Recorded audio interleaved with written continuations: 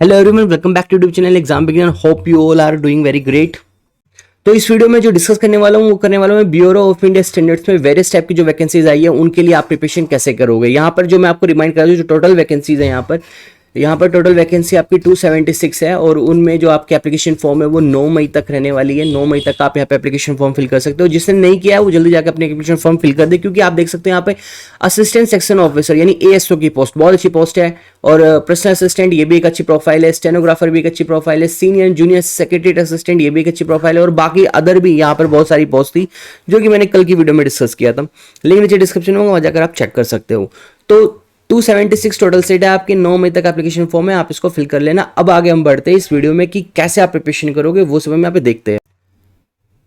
कैसे प्रिपरेशन होगी इन सब पोस्ट के लिए आज के इस वीडियो में हम यही डिस्कस करेंगे। वीडियो थोड़ी लेंथी होगी लेकिन वीडियो के एंड तक बने रहना, आपके सारे डाउट्स क्लियर कर जाएगी। यहाँ पे कि कितने पेपर हो गए, सिंगल हो गए, एक डेट में हो गए या अलग अलग डेट्स में आपके एग्जाम हो गए, क्या सिलेबस रहेगा, यहाँ पे क्या एग्जाम पैटर्न रहेगा, सब कुछ हम यहाँ पे वन बाय वन डिस्कस करेंगे। तो वीडियो के एंड तक का बने रहना। लेकिन उससे पहले जो भी चैनल पे नए हो चैनल को सब्सक्राइब कर ले, बेल आइकन प्रेस कर ले, क्योंकि मैंने देखा आप चैनल बिल्कुल भी सब्सक्राइब नहीं करते और ना ही आप वीडियो को लाइक करके जाते हो। बाकी लोगों में भी शेयर कर देना और टेलीग्राम और व्हाट्सएप ग्रुप को भी ज्वाइन कर लेना। देखिए, किसी भी एग्जाम की प्रिपरेशन शुरू करने से पहले हमें उसके बारे में एक दो बातों का मालूम होना चाहिए, जैसे कि वहां पर एग्जाम पैटर्न क्या रहने वाला है, एग्जामिनर हमसे किस पैटर्न पे एग्जाम पूछने वाला है, नेक्स्ट की उसका सिलेबस क्या रहने वाला है, सिलेबस के बारे में भी कि क्या पढ़ना है क्या नहीं पढ़ना है, नेक्स्ट की यहाँ पे क्वेश्चन लेवल क्या आने वाला है।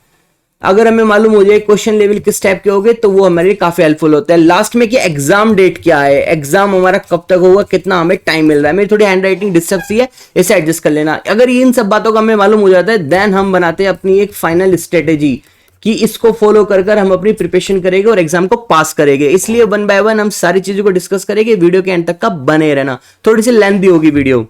सबसे पहले देखते हैं यहाँ पे एग्जाम पैटर्न। एग्जाम पैटर्न में यहाँ पर आपके टोटल 4 सब्जेक्ट रहने वाले हैं। जनरल इंटेलिजेंस से रीजनिंग होगा, जनरल अवेयरनेस होगा, क्वांटिटी एप्टीट्यूड और इंग्लिश लैंग्वेज होगा। टोटल 4 सब्जेक्ट हो गए।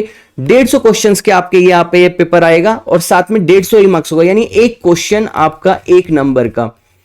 साथ ही में आपको इसके करने के लिए 120 मिनट यानी 2 घंटे मिलेंगे। नेगेटिव मार्किंग की बात करूं तो नेगेटिव मार्किंग यहां पर कोई क्लियर नहीं की थी, इनके जो एडवर्टीजमेंट में था नेगेटिव मार्किंग नहीं रहने वाली है। बात आती है कि आप पूछोगे कि सर यहां पर जो पेपर होगा वो कितने पेपर्स हो गए टोटल, तो मैं यहां पे आपको बता दूं कि यहां पर आपका सीबीटी होगा। सबसे पहले तो कंप्यूटर बेस्ड टेस्ट। दूसरा कि ये आपका एक सिर्फ सिंगल पेपर होगा, सीबीटी 1 होगा। सीबीटी 1 जो क्वालिफाई कर लेगा उनको बुलाया जाएगा यहां पर स्किल टेस्ट के लिए। स्किल टेस्ट में जैसे कि आपका जो कंप्यूटर प्रोफिशिएंसी के टेस्ट था, ये सारे टेस्ट आपके लिए जाएंगे जो सीबीटी 1 को क्वालिफाई कर लेगा। कंप्यूटर बेस्ड टेस्ट सिर्फ सिंगल होना है, उसके बाद आपका यहां पर स्किल टेस्ट होगा। देन अब आपका क्वेश्चन आएगा कि सर नेगेटिव मार्किंग है, जैसे मैंने आपको बताया कि नेगेटिव मार्किंग नहीं रहेगी, 2 घंटे आपको मिलेंगे। सिंगल आपका सीबीटी होना है, उसके बाद आपका यहाँ पे स्किल टेस्ट होगा। अब बात आती है कि सर ये जितने भी प्रोफाइल्स, जितनी भी पोस्ट है, इन सब का एग्जाम एक ही डेट में होगा या अलग अलग होगा या एक ही सिंगल एग्जाम होगा। देखो, ये तो अभी चीजें मुझे खुद क्लियर नहीं है क्योंकि ये एडवर्टीजमेंट में भी वहां पे मेंशन नहीं थी, लेकिन जहां तक मुझे लग रहा है हर पोस्ट के लिए डिफरेंट डेट में ही पेपर होने वाले हैं, क्योंकि सिंगल डेट में एक ही पेपर नहीं होने का। और अब आप मुझसे पूछोगे कि सर ये एग्जाम डेट क्या रहने वाली है। एग्जाम डेट की मैं बताऊं तो आपको एग्जाम डेट मेरे अकॉर्डिंग लगभग जून के मिड में जाके एग्जाम होगा। 10 से लेकर 15 जून के आसपास आपको एग्जाम देखने के लिए मिलेगा। एडवर्टीजमेंट में बताया गया है कि आपके पास 50% एग्रीगेट मार्क्स आने चाहिए, देन ही आप इस एग्जाम को क्वालिफाई करोगे यानी पास करोगे। कट ऑफ तो ज्यादा जाएगी 50% से ऊपर, लेकिन यहां पर क्वालिफाई जो मार्क्स होंगे वो 50% से ज्यादा होने चाहिए। जो लोग यहाँ पे 50% से ज्यादा मार्क्स गेन करेंगे वही लोग क्वालिफाई माने जाएंगे सीबीटी 1 में। देन जो कट ऑफ जाएगी उसके बेस पे आपको स्किल टेस्ट के लिए बुलाया जाएगा। बात आती है कि यहाँ पर पेपर कैसा आएगा। देखिए, पेपर तो ठीक ठाक आएगा, अच्छा पेपर आएगा, पढ़ा लिखा आपको मिलेगा पेपर में। लेकिन जो स्टूडेंट्स यहाँ पर मल्टीपल पोस्ट के लिए अप्लाई किए, सपोज पर्सनल असिस्टेंट के लिए, स्टेनोग्राफर के लिए, उन लोगों को थोड़ा एक्स्ट्रा ज्यादा पढ़ना पड़ेगा, ज्यादा मेहनत करनी पड़ेगी, क्योंकि सिलेबस सेम है सभी पोस्ट के लिए और सभी अगर अलग अलग एग्जाम होगा सभी पोस्ट के लिए तो अलग अलग ही क्वेश्चन आएंगे। तो यानी आपको हर सब्जेक्ट पे बहुत अच्छी कमांड बना के चलना है। एग्जाम पैटर्न हमने कवर कर लिया, एग्जाम पैटर्न कैसा आएगा। अब आगे देखते हैं कि सिलेबस क्या रहने वाला है। सिलेबस के बारे में बताने से पहले यहां मैं आपको एक बात बताना चाहूंगा कि जिस तरह हमने अभी रिसेंटली एफसीसीआई का बैच क्लोज किया था, एफसीसीआई वाले स्टूडेंट जो भी देख रहे होंगे यहाँ पर, जो नहीं देख रहे होंगे, हमने जितनी मेहनत आपके साथ एफसीसीआई बैच में की थी, चाहे वो हमने यूट्यूब पे की हो या पेड बैच में की हो, उसी इंटेंस के साथ, उसी एनर्जी के साथ हम यहाँ पर आपका BIS का बैच भी लेकर आ रहे हैं, इसमें भी हम आपकी पूरी प्रिपरेशन कराएंगे। 25 मई तक हम टारगेट रखेंगे आपका ये सारा सिलेबस कवर कराने का, इस बैच को कंप्लीट करने का। आपका एग्जाम जैसे कि मैंने बताया जून में होगा, 10 जून के आया 15 जून के आसपास होगा, लेकिन हम अपना टारगेट 25 मई तक लेके चलेंगे। हम 25 मई तक आपकी सारी प्रिपरेशन कराएंगे। अब प्रिपरेशन कैसे कराएंगे हम मैं आपको एक बार बता देता हूँ। देखिए यहाँ पर हम FCCI बैच की तरह आपको इस बार फिर से फ्री क्लासेस भी देंगे और पेड बैच भी लेकर आएंगे। दोनों की अपनी अपनी एडवांटेज होगी। यहाँ पर फ्री क्लासेस में आपको YouTube पे सारी क्लासेस देखने को मिलेगी। टॉपिक वाइज हम क्लासेस शुरू कर देंगे, यहाँ पर आप उनको फॉलो करते रहना। जो जो अब टॉपिक वाइज क्लासेस में आएगा आपकी प्रिपरेशन बहुत अच्छी हो जाएगी गारंटी के साथ। नेक्स्ट जो पेड बैच में आएंगे उनको इस YouTube क्लास में जितना भी हम कवर कराएंगे हिंदी इंग्लिश में जो भी, उस सब की PDF में प्रोवाइड कराई जाएगी। देन आपको ई बुक भी दी जाएगी साथ में आपको इंपॉर्टेंट नोट्स भी दिए जाएंगे PDF, साथ ही में आपको यहाँ पर इंपॉर्टेंट MCQs दिए जाएंगे पेड बैच के अंदर। देन आपको टेस्ट सीरीज भी दी जाएगी अलग से बनाकर, जो पेड बैच में बच्चे इनरोल होंगे। आप अगर फ्री क्लासेस में आओगे यूट्यूब पे तो यूट्यूब पे भी हम सभी चीजें कवर कराने की कोशिश करेंगे, लेकिन पेड बैच की अपनी कुछ एडवांटेज होगी, जैसे कि सारी PDFs आपको मिल जाएगी, नोट्स मिल जाएगी, MCQs मिल जाएगी, टेस्ट सीरीज मिल जाएगी। GS ओरिएंटेड हमारा ये बैच रहेगा। जो हमारा मेन फोकस रहेगा वो हमारा रहेगा आपके जनरल अवेयरनेस पर। जनरल अवेयरनेस को हम यहाँ पर कवर कराने चलेंगे और बाकी अदर जो सब्जेक्ट्स बचेंगे आपके उनमें भी हम आपकी हेल्प कराएंगे। ऐसा नहीं है कि 10 सब्जेक्ट में हम आपकी हेल्प नहीं कराएंगे, उसके हम आपको ई बुक्स प्रोवाइड करा देंगे, लेकिन जो नोट्स हो गए, MCQs हो गए, टेस्ट सीरीज हो गए, वो आपको जनरल अवेयरनेस के ही मेनली हम प्रोवाइड कराएंगे। यहाँ पर 3 मई से हम ये बैच स्टार्ट कर देंगे। यहाँ पर आपका हिंदी इंग्लिश दोनों लैंग्वेज में रहेगा। ये टेलीग्राम एप्लीकेशन पे ये बैच चलेगा आपका। यहाँ पर आपको PDF नोट्स दी जाएंगे, जो कुछ भी आपको मिलेगा सब PDF फॉर्मेट में प्रोवाइड कराएंगे। हिंदी इंग्लिश दोनों लैंग्वेज में रहेगा, टेलीग्राम एप्लीकेशन पे रहेगा। एग्जाम की इस कोर्स की जो फीस होगी वो 750 रुपए प्लस GST रहेगी, और जो हमारे प्रीवियस स्टूडेंट हो गए किसी भी बैच के उनको एक्स्ट्रा 20% डिस्काउंट दिया जाएगा। लिमिटेड सीट रखेंगे, तो जो भी इंटरेस्टेड हो गए वो जल्दी से जल्दी इसमें अपना सीट रिजर्व कर ले। ज्यादा यहाँ पर हम स्टूडेंट्स का बैच नहीं लेंगे, क्योंकि हमारा रिजल्ट से मैटर करता है हमें, ना कि यहाँ पर आपकी स्ट्रेंथ से। अगर आप बैच में एनरोल हो रहे हो तो जो चीजें हम आपको प्रोवाइड कराएंगे सिर्फ उतना कवर कर लेना, उससे बाहर आपको पेपर देखने के लिए नहीं मिलेगा। इतनी कॉन्फिडेंस के साथ हम इसलिए कह रहे हैं क्योंकि हमने ये सब FSSAI में करके दिखाया है, जितना दिया था उतना ही आया, उससे बाहर कुछ भी देखने के लिए नहीं मिला। अब देखिए YouTube क्लासेस की कोई श्योरिटी नहीं होगी कि हम कोर्स यहाँ पे कंप्लीट करा पाएंगे नहीं करा पाएंगे, लेकिन यहाँ पेड बैच में हम टॉप प्रायोरिटी के साथ 25 मई तक गारंटी के साथ ये कोर्स को हम कंप्लीट करा देंगे। इंटरेस्टेड स्टूडेंट हमें हमारे इस व्हाट्सएप नंबर पे कांटेक्ट कर सकता है। ज्वाइन BIS बैच टेक्स्ट कर दीजिए अपना नेम प्लेस ईमेल ID, आपके सीट रिजर्व हो जाएगी। पेमेंट के जो भी इंस्ट्रक्शंस हो गए आपको वहीं पे व्हाट्सएप पे मिल जाएंगे। बाकी लिमिटेड सीट रहेगी, जितना जल्दी आप कांटेक्ट करोगे, जितने जल्दी आप अपनी सीट रिजर्व करोगे, उतना ही आप लोगों के लिए बेटर रहेगा। अब आगे हम सब्जेक्ट वाइज देख लेते हैं कि हम फ्री में और पेड क्लासेस में क्या क्या चीजें आपकी कवर कराने वाले। पहला सब्जेक्ट रहेगा हमारे यहाँ जनरल अवेयरनेस, जिसका हम पेड बैच भी लेकर आ रहे हैं। तो देखिए यहाँ पर मेनली जो जनरल अवेयरनेस है उसमें काफी वाइड जो पोर्शन रहता है।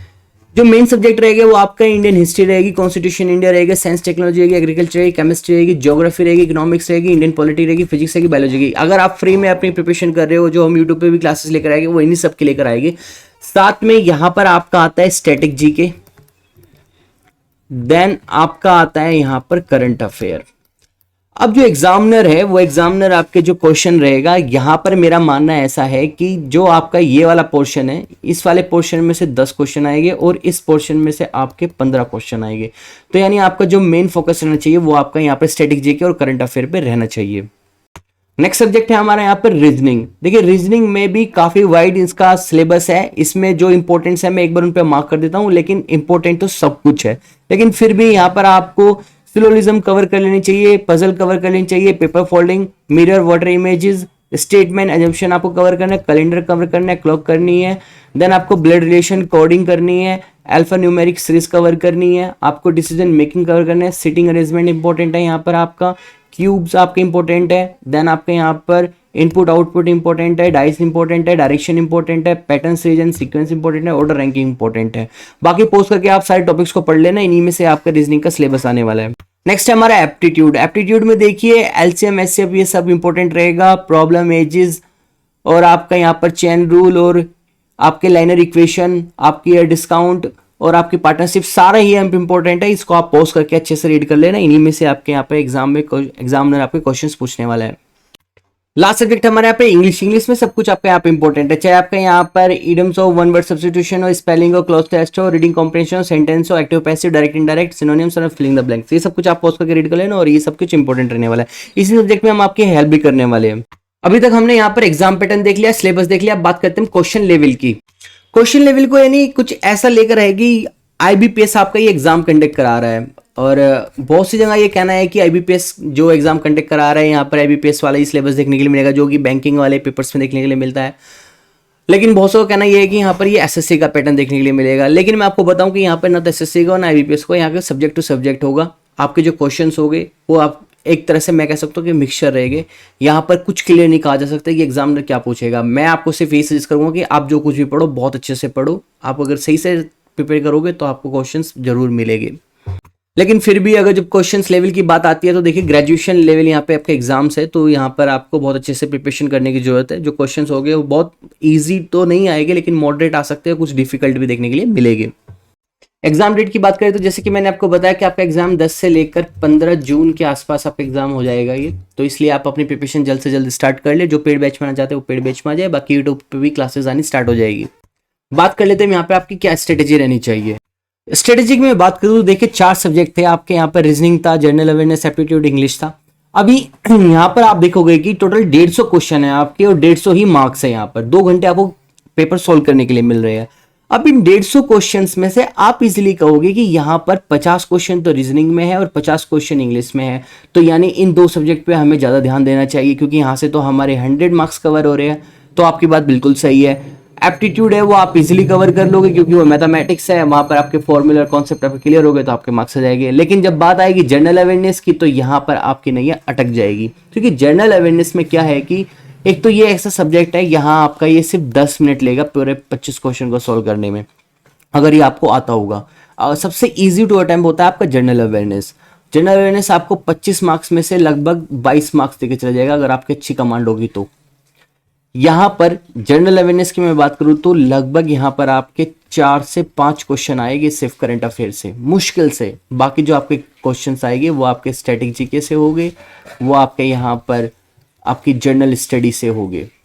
तो इसलिए आपको जो ध्यान देने की जरूरत होगी वो ध्यान होगी जनरल अवेयरनेस पे, क्योंकि जनरल अवेयरनेस आपके लिए गेम चेंजर होगा। रीजनिंग हर कोई सॉल्व कर लेगा, एप्टीट्यूड हर कोई अप्रोच कर लेगा, इंग्लिश भी हर कोई अप्रोच कर लेगा, लेकिन सिलेक्शन जो लेकर आएगा, सिलेक्शन में जो गेम चेंजर होगा वो होगा जनरल अवेयरनेस। अब स्ट्रेटेजी क्या फॉलो करोगे आप? स्ट्रेटेजी फॉलो करने के लिए आप सबसे पहले अपनी रीजनिंग जो भी आपको जितनी भी आती है उस पर प्रैक्टिस करना स्टार्ट कर दो, उन टॉपिक्स को कवर करना स्टार्ट कर दो। साथ में जनरल अवेयरनेस को आप शुरू से लेकर एंड तक का अच्छे से रिवाइज करने स्टार्ट कर लीजिए।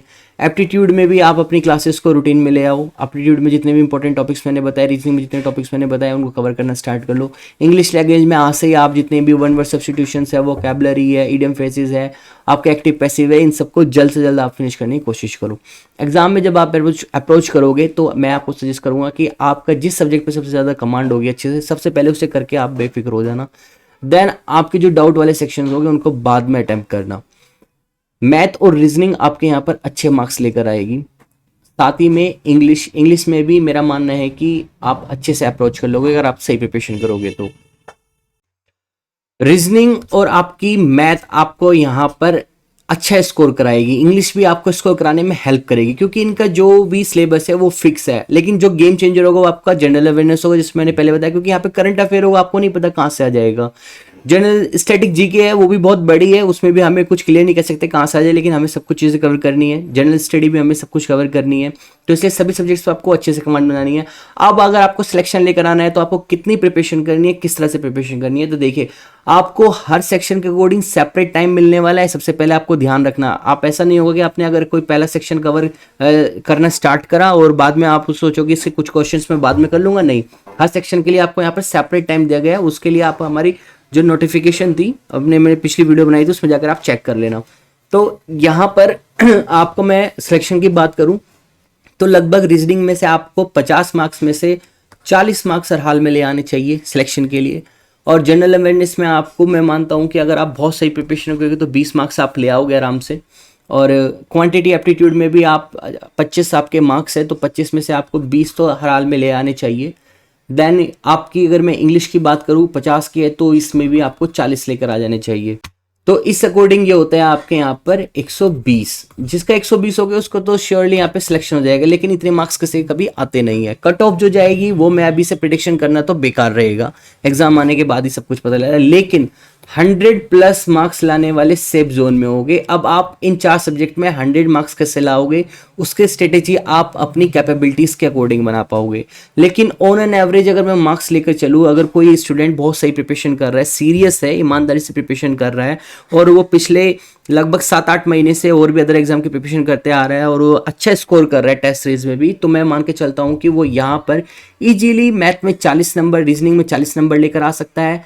और आपका जनरल अवेयरनेस में मैं मानता हूँ कि वो आराम से ऑन एन एवरेज 15 मार्क्स आराम से लेकर आ सकता है।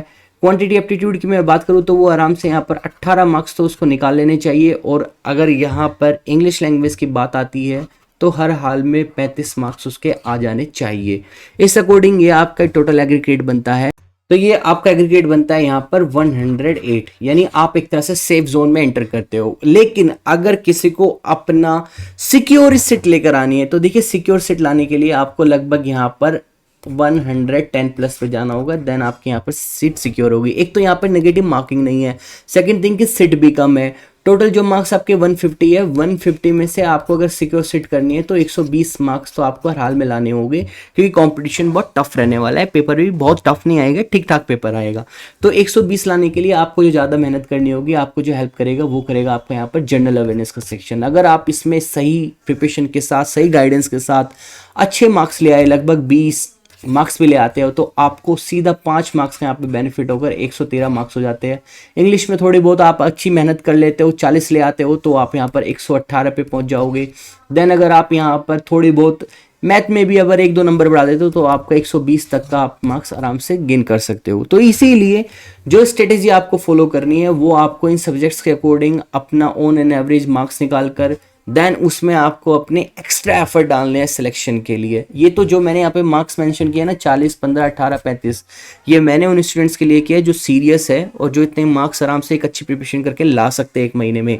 लेकिन अगर सिलेक्शन लाना है तो आपको इन सभी मार्क्स में एक्स्ट्रा एफर्ट डालने हैं, एक्स्ट्रा नंबर लेकर आने हैं, तभी आपको सिलेक्शन देखने के लिए मिलेगा। और ऐसा नहीं है कि पेपर टफ आएगा, पेपर बहुत अच्छा आएगा। इंग्लिश का भी एफसीसी का एग्जाम होता है, उसमें बहुत अच्छा पेपर आया, इंग्लिश में अच्छे बहुत अप्रोच कर पाए। रीजनिंग में बहुत स्टूडेंट्स ने बहुत अच्छे से अप्रोच कर पाए थे, रीजनिंग में बहुत अच्छे मार्क्स उन्होंने गेन किए हैं। जनरल अवेयरनेस में वहाँ थोड़ा सा डाउट रहा था एफसीसीआई के अंदर, लेकिन जो डोमेन सब्जेक्ट था वो वहाँ पर थोड़ा डिस्टर्बेंस था। लेकिन मैं यहाँ पर आपको जो सजेस्ट कर रहा हूँ कि यहाँ पर सबसे अच्छी बात यह है कि यहाँ पर आपके जितने भी ये सब्जेक्ट है ना, 4, ये सारे कॉमन है, चाहे वो एसएससी में हो, आपके बैंकिंग में हो या किसी भी अदर कंपटीशन में हो, आपको ये चारों सब्जेक्ट देखने के लिए मिलते हैं। तो इसीलिए इन पर आपको बहुत अच्छे से मेहनत करने की जरूरत होगी। अगर 150 मार्क्स का पेपर है, 150 क्वेश्चन के साथ है, तो आपको सिलेक्शन लाने के लिए 120 टारगेट तो लेकर अभी से चलना ही होगा। इस स्ट्रेटेजी को फॉलो करना है आपको। बाकी अब अगर किसी को कोई भी डाउट होगा तो आप मुझे नीचे मैसेज करके कमेंट करके पूछ लेना। टेलीग्राम और व्हाट्सएप से ज्वाइन करना बिल्कुल ना भूलना। और आज का अगर वीडियो आपको पसंद आया है सच में, तो वीडियो को लाइक करें बिल्कुल भी मत जाना। और बाकी अपने फ्रेंड दोस्तों को ये वीडियो शेयर करना बिल्कुल भी मत भूलना। तो मिलता हूं आपको किसी नेक्स्ट अपडेट के लिए, तब तक का टिल देन बाय बाय।